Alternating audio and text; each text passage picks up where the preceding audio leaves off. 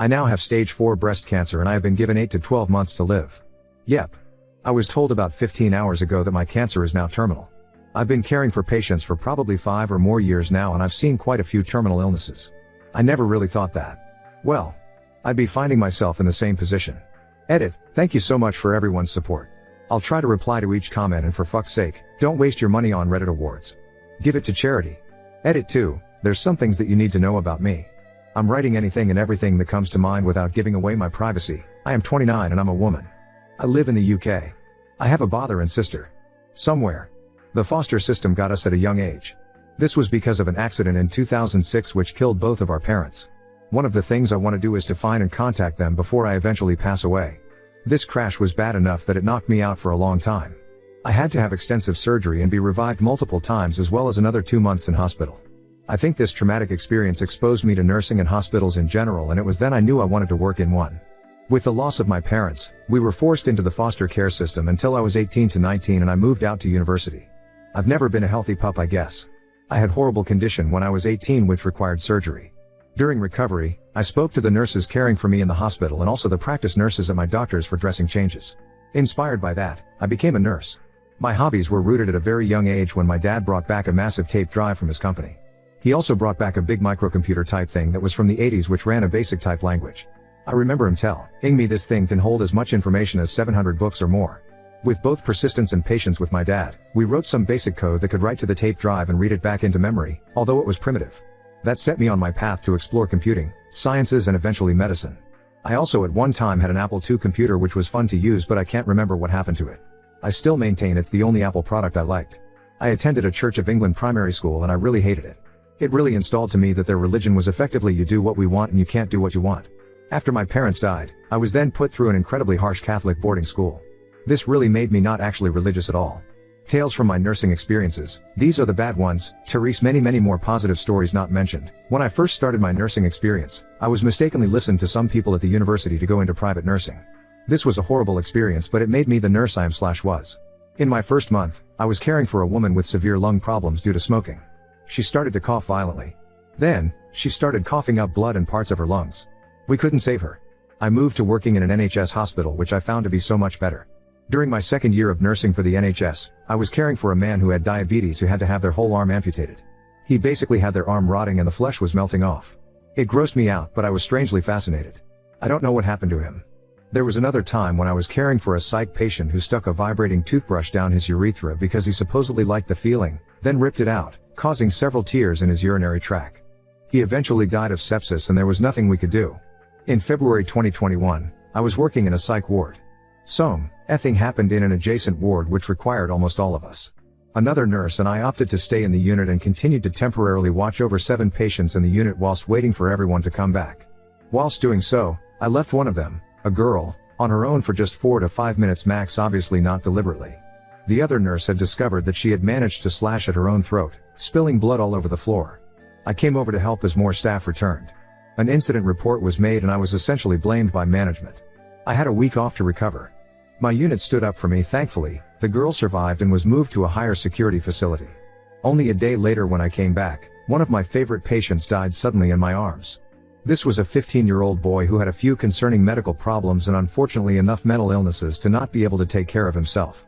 He had no family, his mother died giving birth to him and his dad went missing in the US. The foster system tried its best but it never worked, and then his medical issues landed him where I worked. He liked to wave to staff and chat, as best as he could, and smile, and he drew pictures for us. Almost every evening, he got up and slowly walked around the unit, trying to say hello to everyone and waving. During his 7 to 8 month stay, we effectively became his family, and although he got sent places, he'd nearly always end up coming back to our unit. Unfortunately, on that day that I came back, he was doing his evening walk. Staff were happy to see him and he was waving and saying hello, as well as smiling. Then, out of nowhere, his nose started to bleed. He managed to reach out to me before collapsing onto the ground in my arms. He looked at me and the last thing he said was something's very wrong. And then he just died, with blood still coming out of his nose. Everyone rushed around me and him and tried resus. But it didn't work. Eventually he was taken away, leaving me standing there with his blood still on me. This really affected me, so I wrote an unsent letter to him. Then one of my fellow nurses died. Computers have always been fascinating to me. I know Python 3, some Ruby, JavaScript, Game Boy and 6502 assembly, some C stuff, Java, processing as well as some stupid languages like Bfunge. I took pride in my server rack with various 1U to 4U servers doing many different things. I have 4 PC workstations with all having at least 4 monitors. Of course they all ran Linux. Even had Raspberry Pis. Well, I don't really have a use for them anymore, so I'll be donating or selling it. Growing up I had several Game Boys, a PS2, a PSP, a Wii, a 3DS, which I bought myself, and a PS3. I have a whole Steam library as well. I'm selling/donating all of those because I now want to go out and do stuff whilst I still can. I have no children or any relatives around me usually. Only friends, most of which would be co-workers. There's something magic about it. We would be on a ward or unit somewhere, maybe even A&E. Everything runs almost like clockwork. We would bounce off each other. It's a feeling I'm going to really miss. There was something about it that always kept me crawling back for more. Writing and world building/universe building has been a core passion for a very long time. I initially was toying with the idea about writing some stuff based off of some experiences in mental health care, but some friends on IRC and later Discord really tipped the balance for me to make this account and make what is now Grimtown. Since I'm not going to be around to write it anymore, I'm passing it off to one of the same friends who inspired me to start. I was going to be co-writing a horror game called Soul Divider with them, but yep, that's not happening anymore. I hope it goes well and could maybe make Grimtown famous. Privacy and being anonymous was also another obsession of mine, which I sometimes took way too far. I only ever send images to people who I've met in real life. No one online, who I haven't met in real life, knows my real name.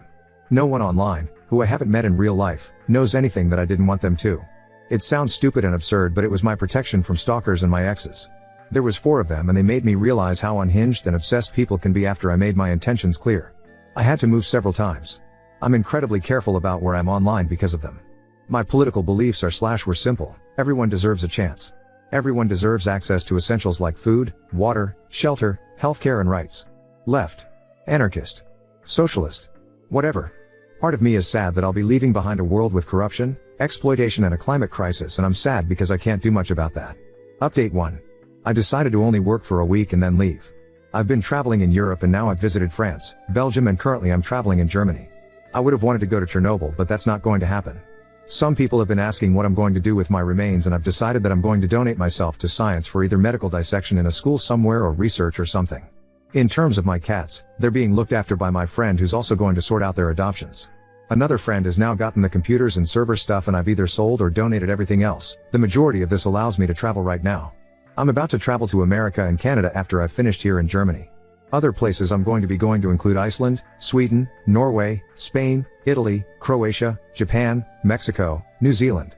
For some reason I've always wanted to explore some cool abandoned places, so I'll be sure to do that before I went traveling. I had another scan and my doctor said I might have several extra months as it looks as if it slowed slightly. One thing that surprised me was how many messages I got which were taunting me about how I'm not going to live to 2024. The vast majority of messages have been extremely lovely and supportive, so thank you very much, but I've received way more negative PMs than I'd ever thought. What did surprise me is that I got an 8-page document from one of my exes who found out about my terminal illness, expressing how sorry he was. I think I might meet up and talk when I get back. Again, physically I feel fine. What's annoying is sometimes I wake up in the morning and feel great and forget what I have. Usually I have a very slight aching sensation which I can ignore well, but it's a reminder. My nurse friends/colleges are fucking amazing and have been filling out docs and helping me apply for benefits. My friend who is making a game and who I handed off my writing projects to, has ensured that I'll be hidden somewhere in the game and attributed, which is awesome. This is going to sound weird, but I'll explain. Some of my nurse friends and I have a type of polyamorous sexual relationship and we've been spending some more time together and will be after I get back. And finally, I'm actually getting somewhere for finding my siblings. Now I'm waiting on some archive searches to get back to me. Thoughts on death. My thoughts on death haven't changed much, but something has occurred to me. I have seen what happens in between now and finally dying all too many times. Death isn't the scary part anymore, and as I think about it, it's going to be the slow decline that scares me more. I know what's coming up and I'm really not looking forward to it. It's why I'm trying to do as much as possible before things get too difficult or I can't take care of myself anymore. To be honest, I don't know what's going to happen after death and I'm not going to pretend that I do know. Obviously I'd like to think that there's something. In case I do become a ghost, my friends have jokingly made a list of people to find and haunt, so I'll certainly be doing that if it happens. In addition, I find myself thinking about my friends more than what happens to me. I was told that by some of my patients who have had NDEs, and for some reason back then I thought surely you'll be thinking about what happens next, right? Now, I see what they mean. One surprising thing I've realized is now how honest and blunt I am. I've always wanted to get to a point where I genuinely don't care what other people think of me, but I've done so now because I've realized that it won't matter at all in a year or so. I'm still, thankfully, polite and such, but I do speak my mind about things with less sugarcoating. My attitudes have become more reinforced now. I've always had a sort of fuck it, it'll be fun side to me, and I feel like this is really coming out now as it's turned into fuck it, why not? It won't matter soon. I've realized I feel more alive now than I have before. It's odd, but knowing I'm going to die definitely soon and I can't do anything about it, makes me feel more alive. Lastly, I've been steering clear of any religious people as I do not want them finding out about my situation. I understand that they want to help me and make me feel better, but I really do not want to hear it. The last thing I need is someone telling me that God is looking after me after the years of shit he put me through, if he exists. Update 2. The greatest update though? I have finally found my lost siblings. I'm going to see them in 2 weeks' time, and yes, it's going to get emotional spending 2 days with them. There's going to be way too much to catch up on. My aching sensation is getting slightly more noticeable, but it's still ignorable. There's a small tumor now in my right shoulder, and there could be signs of one near my liver. Unusually, it hasn't gotten to my lungs yet, and no one seems to know why. Also, it seems like I really could have some extra months. Either way, I'm making the most of it. I met up with the ex who sent me those 8 pages, and it was really nice to actually make peace with him. It was a really nice day. Another thing, I finally got arrested. I got really drunk and rowdy at a pub. Surprisingly, the officers were understanding when I told them my situation and when I admitted that it was on my bucket list. I've decided to get my name, birth date, and the cancer diagnosis tattooed on my left upper arm, as I thought it would be useful for when I donate my body to science. I think I'll update it with each scan result. We've also decided to get a list of our nurse friends' family 3 names on our right hip because whenever we'd see each other on a unit or something, we'd place our right hand on our hip, place our left hand on our chest, and tilt our head to the right. I can't really remember why it started, but it became almost like an inside joke and a way to identify each other when we were drenched in PPE. It means a lot to us. There's 9 of us, and we also put what we do and where we first met. Wasn't my idea either, but I love it. Another thing is that I've sold off my car. The guy I sold it to agreed with me to remove the stickers and such so that my friends could have some more money to travel with. I'm going to be honest. I'm really miss having my servers and computers, but I have found a nice compromise. My friends have been asking me to help them set up their own servers. Update 3. Once again in the UK. Went traveling to Iceland, which was awesome. Came back for some more scans and Teresa new result, which is worrying. This is discussed below. Now about my siblings. OMG, they've got kids. And yes, there were lots of tears. My older brother works for us, something I had no idea about. Apparently there's actually people who write the code that makes traffic lights work and communicate with each other. Something I've never really thought about before. There was a long discussion about my situation with my older broth. Ours kids, a boy and a girl about 7 to 9. They talked about it before I arrived and they seemed to understand it. My brother and his partner were more upset than their kids were, because I guess my brother and his partner were like, OMG, we've found your long lost sister. But she's dying. It was a tough conversation to have, especially when his kids started to question why this happens to good people. My older sister is scarily similar to me, although we haven't been in contact for most of her in my life. She's a chemist at a pharmaceutical company and loves science and computers too, although she isn't as mad as I was. She only has too many servers and a media center. She has no kids of her own, but decided to adopt a 15-year-old boy to give him somewhere supportive to stay for secondary school, unlike us who had to go through the foster system whilst we were in secondary. I would have definitely done the same if I had the time and wasn't working as much as I was to fill in the emptiness. She doesn't have a partner and doesn't plan on getting one. They've been preparing themselves since they've heard, and I've felt like there were more emotions with them. Perhaps because it was just us 3? I'm not sure. My sister is also eerily into similar clothing styles to mine, like gothic clothes and such, and other general coolness. Our music taste is similar too, and I've given her some recommendations. I'm surprised we didn't accidentally meet at a festival. According to my sister, she's not aware of any possible family history in relation to cancer, but instead an increased risk of CJD and some skin autoimmune diseases. So, that's fun.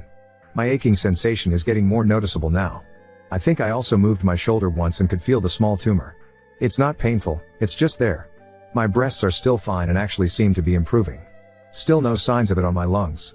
But I'll talk about a worrying result below. My hair's fine as well as usual. I've go T10 my info tattoo updated with the newest scan result, as much as I don't like it. I've stopped writing in my diary as I feel like it takes too long. Instead I'm doing voice notes. But I have started drawing again. I finally decided to meet up with my friend who I'm passing off my writing project to, and who I was going to be co-writing a horror game called Soul Divider with. It was really great as I was able to just talk and they listened. I asked them to ask me anything as I wanted to answer questions which most people avoid asking when they learn I'm terminal. I loved being honest. I also greatly appreciated them being there and being such a good listener. I was able to tell them some of my more disturbing nursing stories as well as some really nice ones. We talked about what I think is going to happen next, etc. I reminded them to cherish life as it can change quickly, in a single second. It was also great to go out to meet them. They said I looked great and didn't look like I had a terminal illness. I didn't go with any of my friends, apart to meet my friend, and ended up making 2 friends at the bar. Thoughts: currently I'm horrified and scared, more than I was when I found out that I was terminal, because of a recent scan result. I now have a tiny, secondary, brain tumor. Near left temporal lobe. Size of a pea as far as anyone can work out. It's the slowest growing part, so it should be easily taken care of with the radiotherapy I was offered and immediately agreed to. I'm very much terrified of this because I've seen what brain tumors can do. One of my nursing friends died very quickly in 2018. She went from working on the ward. Week later, she couldn't see out of one eye. Another week and she couldn't move much. Another 3 days and she couldn't do anything apart from hear and talk. Then 3 days later and she was dead. That's a horrific way to go. I sincerely hope either one of 2 things. 1. The brain tumor is cured and it's not a problem. 2. My other cancers kill me before the brain tumor ever becomes problematic. Annoyingly, radiotherapy means I'll probably have to say farewell to my hair again, and I can't travel that much. To be fair, I do get to see those cool radiotherapy machines again, as well as CT and MRI scanners. Almost became a radiology tech. Another update in a month's time. Update 4. This is being typed out by a friend, as are my replies. Well, this is it. I'm almost certain that I'm not going to see spring, though every day is both a gift and also nasty. I'm now bedbound and can't walk unaided. Currently living in one of my amazing nurse family's houses. They care for me. I don't like seeing myself in the mirror. People aren't meant to look like me. I've lost a lot of weight too. In terms of pain, I don't have that much because I'm on drugs. Last time I had a scan, there were 4 new ones in my brain. 1 is back. They aren't doing any more scans now. I saw my friend one last time and that was probably upsetting for them. So much has happened in between last update and now that I can't really talk about it, as talking is getting more difficult. Basically, I went traveling for the last time and had a great time, then collapsed on a train platform because of my brain. 1. Nursing family are amazing. I had my last tattoo update for my condition. My nursing family's house where I am has been somehow receiving religious posts somehow, which is annoying. I am not religious at all. How did they find out? I don't know. Thank you to almost everyone here on Reddit, especially this subreddit, and anyone who looked at my writing project on here, r/Grimetown. It now belongs to you /Fall Deeper Alice 5268E, the friend who calls themselves Lewis Sucks, and they hope that maybe at some point, Grimtown would be famous. My dying wish would be to fund the NHS and ensure it has the resources it needs and improvement it also needs. I do have a long list of things I wish would also die when I die, as well as a list of people to haunt for good or bad. Update 5. Commenters critical news. I regret to inform the community that the author has passed away peacefully in their sleep earlier this weekend. I will now be continuing the Grimtown writing project and hopefully release some new material soon. Nothing on this subreddit is going to be deleted, but I will possibly be releasing material on a dedicated website. I'm not sure what's going to happen to the fandom wiki as I don't have access to it right now. A special thank you to everyone who has read some material here, and another thank you to NGT's friends who helped and cared for her.